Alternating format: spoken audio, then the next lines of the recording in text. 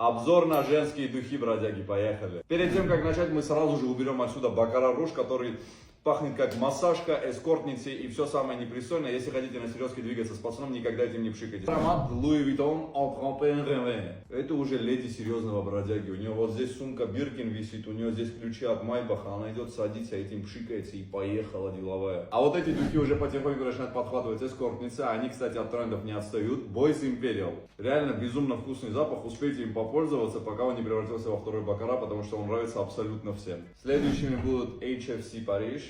Если вы пользуетесь этим ароматом, скорее всего, вы не ходите вечерами в Кики, вы ходите по утрам в Белугу и едите завтрак бурлака за $1000. А теперь переходим вот к этим умпалумпам. И нитью. Со стороны может показаться, что я нефтяной магнат или миллиардер, но нет, на рандеву просто черная пятница, я скупил все эти ароматы своей девушке за полцены. Я даже на себе не стал экономить, взял свои любимые Oud for Greatness, 2 штуки, а по моему промокоду вы получите еще сверху скидку. Короче, у вас сейчас есть возможность купить оригинальный дорогущий парфюм по цене дезодоранта.